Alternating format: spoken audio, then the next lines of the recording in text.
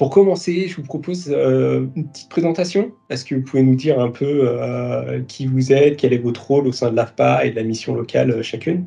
Oui, alors, moi je suis Pénélope, j'ai 39 ans et je travaille ça fait 18 ans que je travaille à la mission locale Sud-Isère, à Échirolles, c'est au siège, hein, et je suis responsable des ressources humaines et mon rôle, du coup, c'est d'accompagner, les managers et les équipes dans tout ce qui touche, aux ressources humaines. Donc moi c'est Lydie, j'ai 42 ans, je travaille à l'AFPA en tant que formatrice depuis 3 années maintenant. Mon rôle à l'AFPA, c'est vraiment de travailler sur les missions nationales de service public et principalement sur le programme Déclic pour l'action.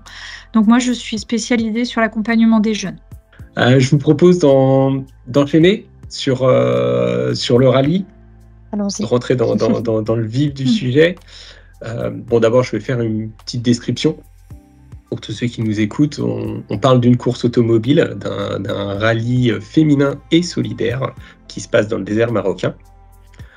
Cette année, c'était la 22e édition qui s'est déroulée du 10 au 22 octobre dernier et qui a réuni un peu plus de 300 participantes sur 4 catégories, 4x4, SSV, quad et moto. En plus du côté sportif de la course, il y a aussi tout un volet solidaire autour de ce trophée avec 6 associations qui sont soutenues par l'organisation du rallye. On a par exemple les Enfants du désert, Ruban Rose ou encore la Croix-Rouge française.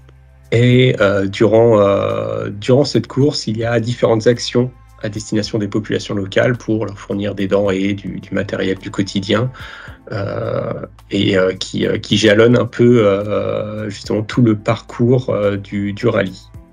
On va rentrer un peu sur la partie préparation, parce que une course, parce que vous aviez un 4x4 si je ne m'abuse. Mm-hmm.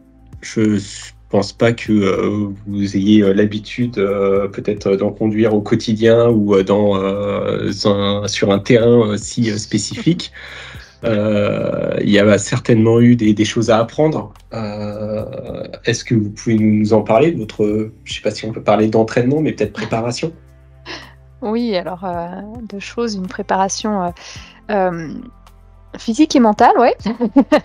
Parce que le 4x4, c'est ni l'une ni l'autre, on a des véhicules somme toute assez classiques, et un 4x4 c'est quand même pas le même gabarit, il faut pouvoir le tenir, c'est pas un véhicule avec une aisance comme on peut avoir des voitures modernes comme ça à conduire, et déjà on a appris la partie mécanique du 4x4. On avait besoin de comprendre aussi comment ça fonctionnait. On est parti en stage, on s'est formé à la fois à la navigation bien sûr et au pilotage. Donc on est parti fin d'été au château de la Stource près de Narbonne.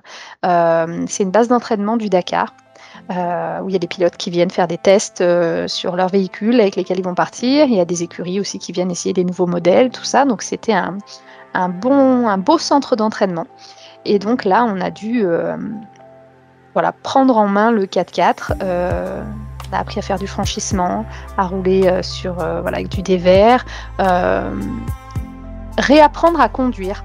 Alors réapprendre à conduire parce qu'aujourd'hui, on a tous et toutes des mauvais réflexes d'appuyer sur l'embrayage en même temps qu'on freine, des choses comme ça, et qui du coup sont pas des bons réflexes. La manière dont on tient aussi notre volant avec le 4x4, c'est différent, parce que faut faire attention à nos pouces, ils sont à l'intérieur du volant. Si on est dans les rochers, le volant peut vite tourner, on peut se faire des entorses, on peut se retourner le doigt. Enfin voilà, il y a quand même plein de petites préparations techniques qui étaient importantes. Et c'était important qu'on prenne le temps de le faire. On s'est rendu compte à l'issue de l'aventure que on a dû apprendre à avoir confiance en nous, en notre conduite et au véhicule et ses capacités. Une fois qu'on a pris conscience des capacités du véhicule, il faut prendre conscience, il faut vraiment avoir confiance dans sa conduite.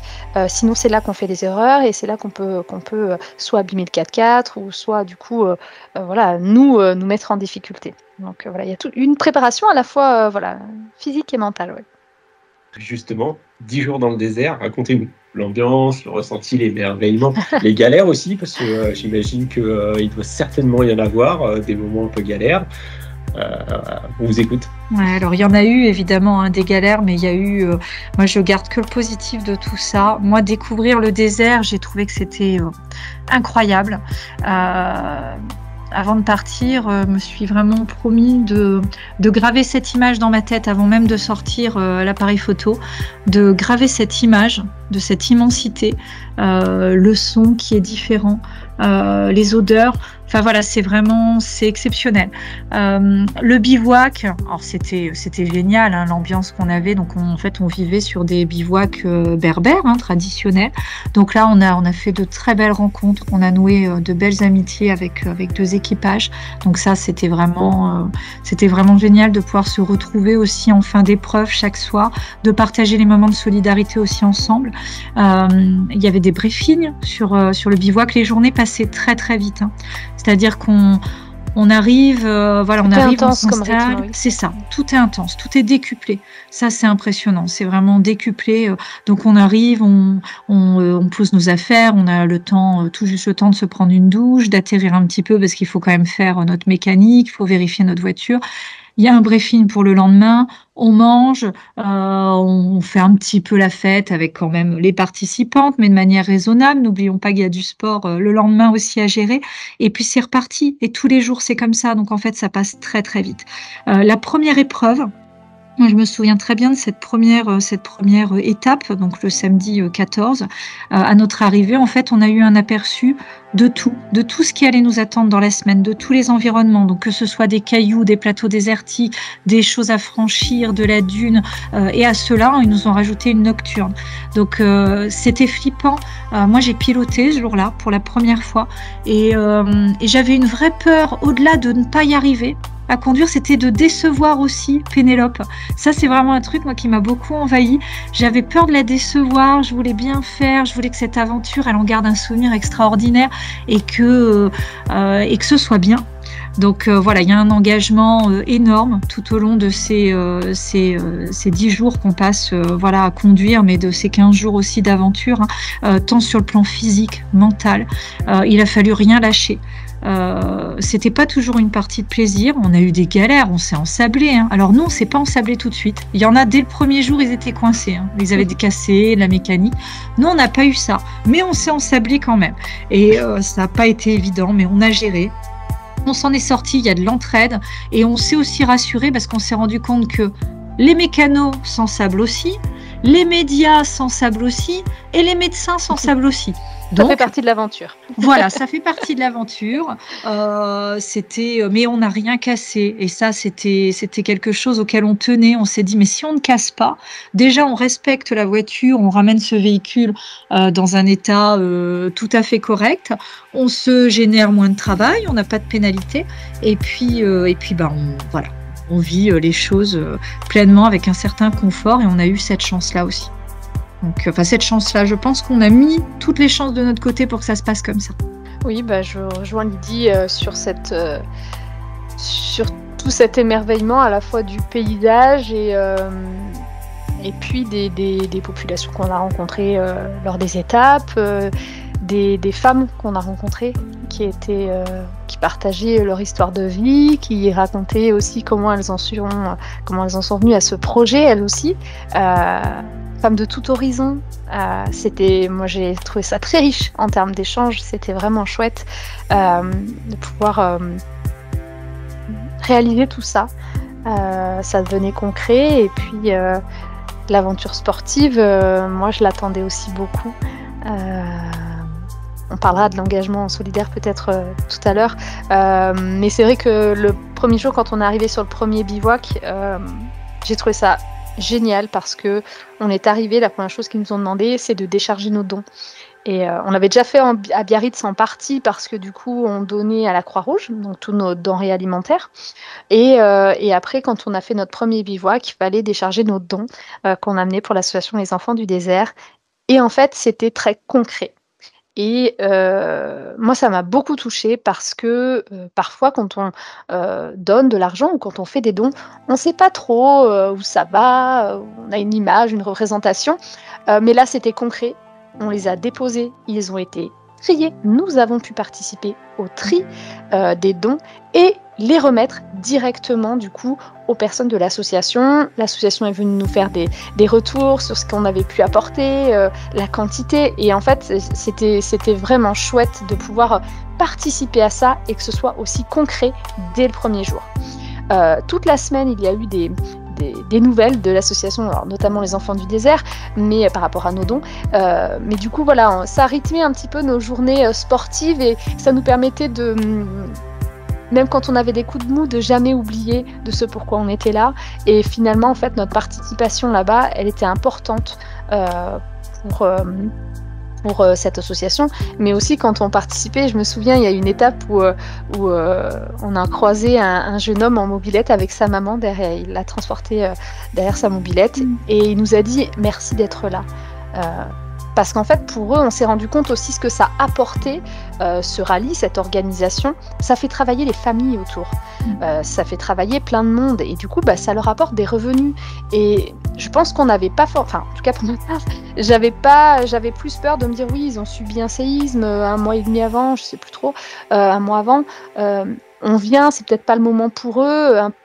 Et finalement, ils ont besoin parce qu'ils vivent du tourisme, ils vivent de ces activités sportives qui permettent aux familles de monter des bivouacs, de faire à manger, de gérer les sanitaires, tout ça. Donc finalement, on se rend compte que c'est important pour eux notre présence et ça fait du bien, mine de rien, de se rendre compte que voilà, on est aussi là pour apporter quelque chose, mais de manière très concrète. C'était un exercice pas facile et on l'a fait avec ce qu'on est, avec authenticité. On s'est ramassé, on n'a pas toujours eu la bonne technique, mais il y a des gens qui ont cru, qui ont eu envie de nous soutenir et voilà, après là-bas c'était que du bonheur.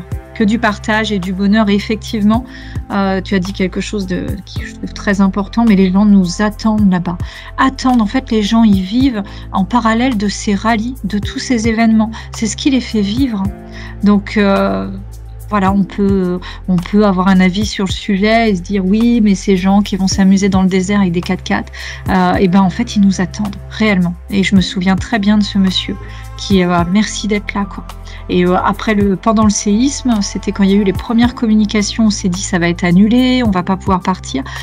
Très rapidement, l'organisation a expliqué ils nous attendent, ils espèrent qu'on va venir quand même. C'est très important pour eux. Donc voilà. C'est vrai que cette édition avait forcément un impact particulier de par cet événement tragique que le pays avait vécu. Et donc, du coup, tout le volet solidaire prenait encore plus d'ampleur. On arrive sur la fin et justement, avant de terminer, je voulais aussi qu'on aborde un sujet qui vous tient à cœur et c'est tout à fait normal. C'est parce que vous avez décidé de soutenir une association, en plus des actions du rallye, l'association Les Papillons. Est-ce que vous pouvez nous en parler ? Oui, alors les Papillons, voilà, c'est une association qui œuvre sur le territoire national depuis 4 ans. Donc c'est une jeune association.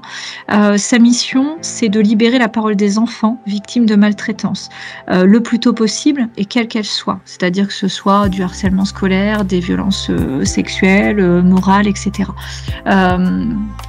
Cette association, c'est Pénélope qui l'a identifiée au début dans la recherche. Elle a trouvé assez rapidement. Moi, j'ai lu le livre du président qui a raconté, qui témoigne aussi de lui, son vécu. On était très sensibles toutes les deux à cette cause-là, de par notre vécu personnel. Et grâce au soutien de tous les partenaires, tous ceux qui nous ont aidés, c'est près de ces 1 000 €, c'est un chèque de 1 000 € qui sera remis en début d'année à cette association. Alors pour une petite structure comme nous, de nénettes qui ont monté leur association il y a 2 ans, qui sont partis faire un trophée, on est très fiers de ça, de se dire qu'on va pouvoir leur donner 1 000 €. Eh bien, merci à vous deux, Pénélope, Lily, merci d'avoir été avec nous aujourd'hui, d'avoir partager cette expérience, pour votre honnêteté dans les réponses. Merci à toutes les deux. Avec plaisir. Merci Sébastien, avec plaisir.